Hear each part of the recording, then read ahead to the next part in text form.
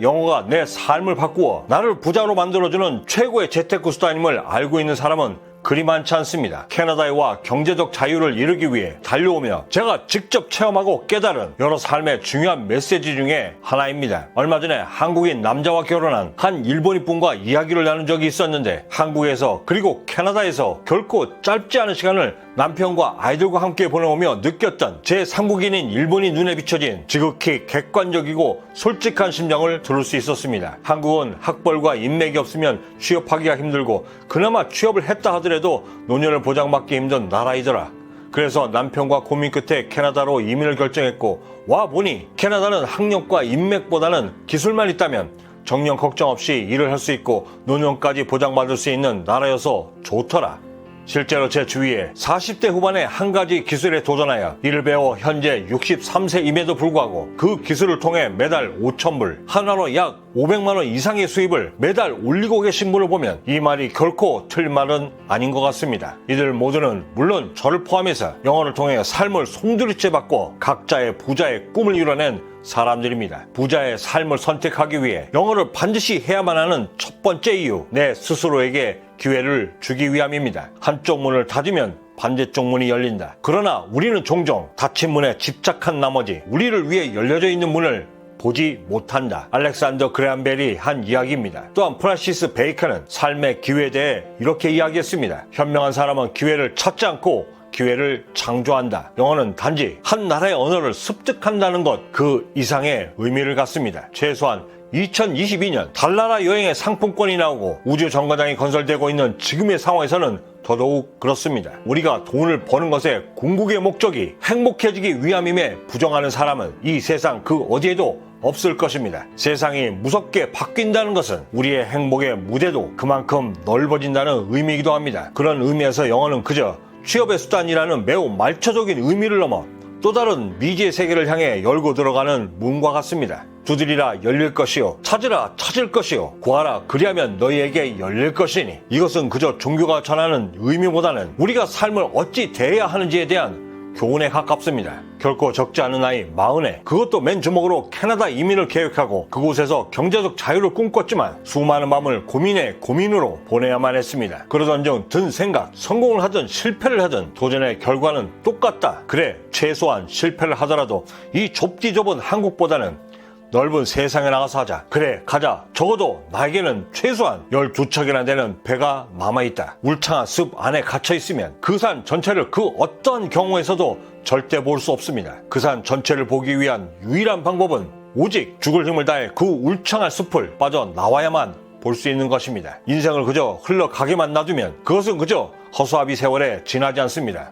하지만 인생을 내가 가진 꿈과 희망으로 채워나간다면 인생은 조금씩 내가 원하는 방향으로 바뀌기 시작하고 마침내 성공의 역사를 만들며 부자의 삶으로 보상받게 되는 것입니다. 그 중심에 영어가 있습니다. 아버지를 따라 삶을 바꾸어 보겠노라. 호기롭게 따라 나선 건설 현장에서 그것도 첫날 죽음으로 돌아왔다는 뉴스를 하루가 멀다 하고 듣지 않아도 되고, 임금 피크제로 내 평생의 노력을 폄하받지 않으며 코로나 봉쇄로 살려달라. 그것도 모자라 머리까지 삭발하여도 그저 그 모든 고통을 몸소 직접 감당하지 않아도 되는, 최소한 그 누군가가 이야기한 것처럼 공정과 상식이 통하는 곳은 세상 어딘가에는 분명 존재합니다. 영어는 그런 세상을 향해 갈 수 있는 강력한 무기이자 새로운 삶에 대한 티켓인 것입니다. 출간 6개월 만에 100만 부가 팔려나간 책을 썼던 한 셀러리맨의 신하였던 그가 이렇게 이야기했습니다. 세상은 넓고 아직도 할 일은 많다. 부자의 삶을 선택하기 위해 영어를 반드시 해야만 하는 두 번째 이유, 우리 아이들에게 보다 큰 꿈을 꿀 수 있는 날개를 달아주기 위함입니다. 우리가 부자를 꿈꾸는 이유가 오직 내 일심만의 부귀영화만을 위한 것은 결코 아닙니다. 그 수많은 이유들 중에서 가장 중요한 이유는 나의 아이들에게는 보다 좋은 환경을 선택할 수 있는 힘을 주고, 내가 살며 겪었던 세상의 그 불공정과 불평등만은 결코 겪지 않도록 하고 보다 큰 꿈과 비전을 통해 날아갈 수 있도록 날개를 달아줄 수 있는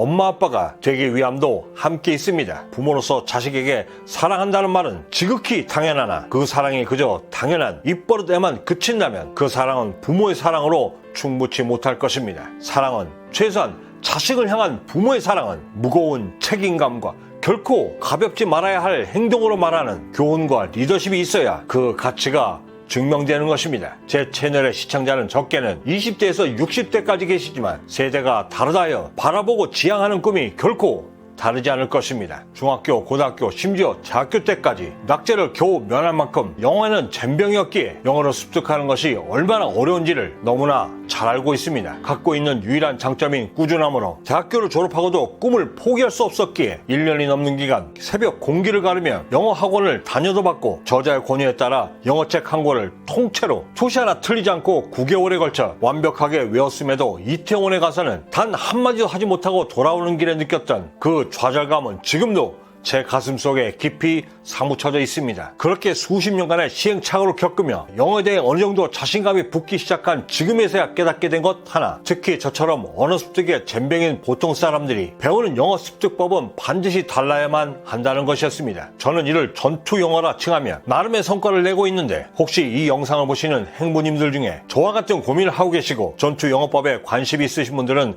댓글로 남겨주십시오. 그 댓글이 총 100개가 넘으면 무료로 저희 행복한 부자되기 카페에 공개토록 하겠습니다. 서 있는 곳이 달라지면 보이는 풍경도 달라지듯 삶의 무대가 바뀌면 꿈꾸는 풍경도 반드시 달라져야만 하는 것이 인지상정일 것입니다. 부자의 삶을 선택하기 위해 영어를 반드시 해야만 하는 이유, 세 번째, 행복한 노년을 보장받기 위함입니다. 자살로 삶을 마감하는 노인이 1년에 58.6명으로 OECD 국가 중에서 가장 높고, 노인 4명 중 1명은 상대적 빈곤에서 빠져나오지 못하고, 더욱이 70대가 되면 이 빈곤율이 반 이상으로 치솟아 이 역시 OECD 국가 중에서 불명예 1위를 차지하고 있는 나라 대한민국, 불평등한 선진국 대한민국의 불평등을 통계로 보다 라는 책에 담겨진 내용이었습니다. 젊은 시절 죽도록 일하며 부었던 연금이 내 노년을 보장해주지 못하고 대기업에서 심지어 임원으로 일했음에도 강제로 떠밀려 은퇴했지만 정작 사회에서는 받아주질 않아 기껏해야 택배나 경비원 일을 해야만 하는 환경이라면 이는 세상의 불공평을 넘어 이미 기울어져 버린 운동장에 가까울 것입니다. 30세에 이미 1조 원에 달하는 부를 이루었던 빌 게이츠의 눈에도 세상은 불공평하게 비춰졌습니다. 하지만 그는 일찍부터 이 불공평한 세상에 대한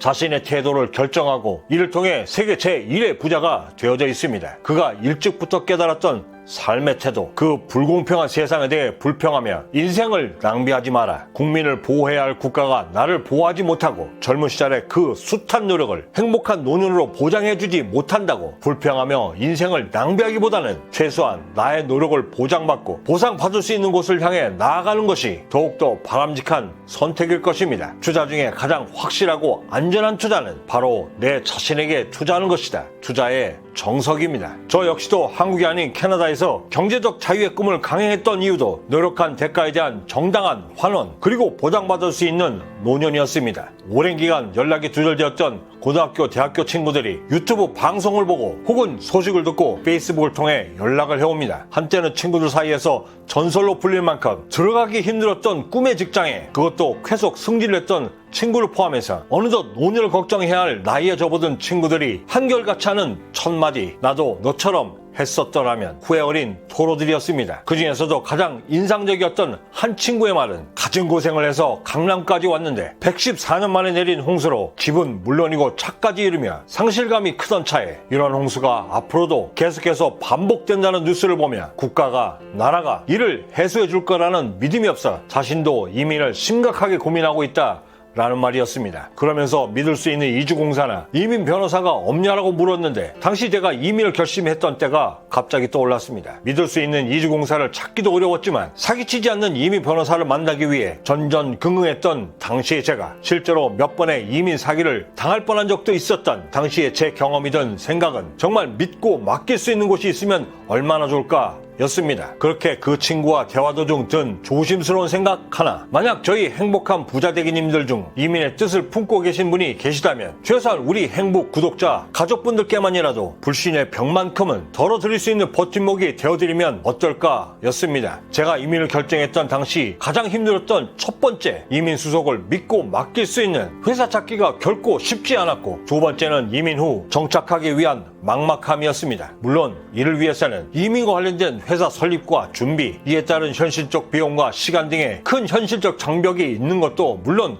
사실이지만 이민을 통해 새로운 삶을 꿈꾸시는 저희 구독자 가족분들이 최소 100만에서 120만이 된다면 결코 불가능한 것이 아니다 라는 판단에 이르게 되었습니다. 하여 본의 아니게 저에게는 또 다른 꿈이 시작되었습니다. 이루어질 수 있도록 응원을 부탁드립니다. 세계 어디에서나 빈부의 격차는 분명 존재하고 불평등과 불공정 역시 어디에나 존재합니다. 하지만 삶을 바꿔 부자의 꿈을 꾸려는 그 귀한 노력이 기울어진 운동장 때문에 좌절되고 쓰러지지 않도록 사회 안전망이 촘촘한 것도 분명 역시 존재합니다. 섹스피어는 다음과 같이 이야기했습니다. 마음의 준비만이라도 되어 있으면 모든 준비는 완료된 것이다. 영상을 통해 이미 각 나라에서 이민 생활을 하고 계신 분들의 메시지를 듣습니다. 그분들을 통해 무조건 이민을 했다 하여 한국에서의 고생이 끝날 것이라는 환상은 절대 금물이고, 그런 환상은 또한 성공적 이민 생활에 아무런 도움이 되지 않음을 함께 듣습니다. 하지만 한국에서 했던 노력 그 이상의 노력을 기울일 각오만 되어져 있다면 그 노력은 절대 배신하지 않음을 또한 함께 듣게 됩니다. 다른 나라도 아닌 캐나다로 이민을 결정했을 때 제가 찾아봤던 모든 매체는 이기동성으로 연금을 통해 노년이 보장된 복지국가다라고 말했습니다. 세상이 들려주는 말을 고지고대로 들을 만큼 어리석지 않았던 제 삶의 경험으로 오로지 그 노년이 보장된 복지국가라는 말에만 의존하며 이민을 결심하지 않았고, 실제 캐나다에 와 사업을 하며 본